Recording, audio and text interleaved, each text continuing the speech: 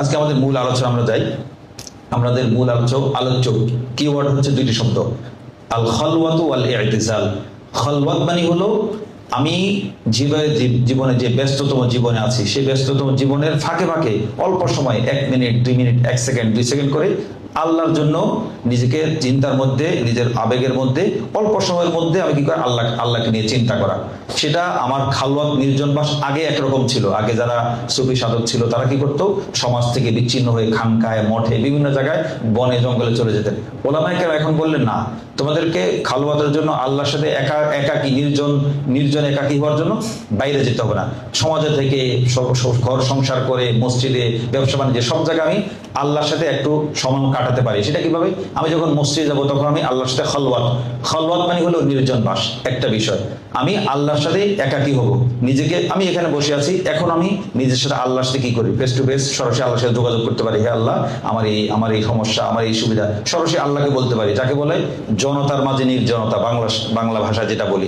আমি সবার সাথে আছি কিন্তু আমার সম্পর্ক, হৃদয়ের সম্পর্ক আল্লাহর সাথে। বসে থাকতে পারি, আমি বাসে আছি, আমি এমনকি স্টুডিয়ামে আছি, তখন আমি সরাসরি আল্লাহর সাথে আমি কি করতে পারি, কানেক্ট করতে পারি, আমার সম্পর্কটা করতে পারি। আমরা বিস্তারিত আলোচনা আসবো ইনশাল্লাহ। নবীদের মধ্যে এই বিষয়টা ছিল। আর এটা হলো ইতিজাল।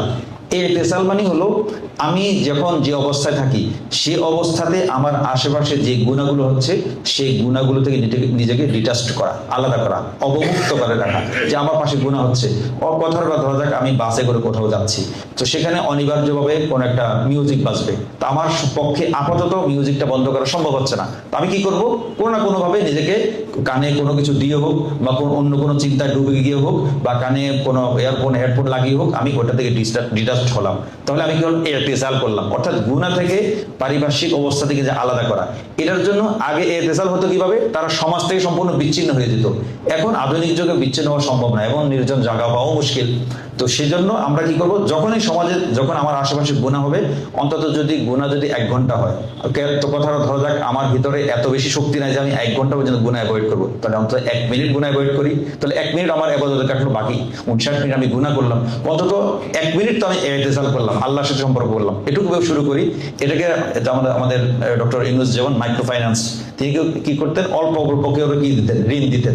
তো আমরা এটাকে বলি মাইক্রো ইতিজাল, ছোট ছোট ইতিজাল বলি। আমি 1 ঘন্টা আল্লাহ গুনাহ থেকে বাঁচতে পারবো না, অন্তত 1 মিনিট বাঁচি, 1 সেকেন্ড বাঁচি। এই 1 সেকেন্ডটা যদি আল্লাহর দরবারে কবুল হয়ে যায়, আমার জন্য অনেক বড় কিছু। তো এই জন্য আমাদের সময়, তখন তো সাহাবায়ে কেরাম আমলে, নবীজির আমলে মোবাইল ছিল না, ডিভাইস ছিল না, ইউটিউব ছিল না, চ্যানেল ছিল না, টিকটক কিছুই ছিল না। তো তাদের দিন থেকে দুনিয়া থেকে তাকওয়া অর্জনের পথে বাধা খুব কম ছিল। কিন্তু এই জমানা আমাদের অনেক বাধা। এই জন্য আমরা যেহেতু বেশিক্ষণ আমরা দুনিয়া থেকে বিচ্ছিন্ন থাকতে পারবো না, অল্প সময় আমরা কি করবো, বিচ্ছিন্ন হওয়ার চেষ্টা করবো।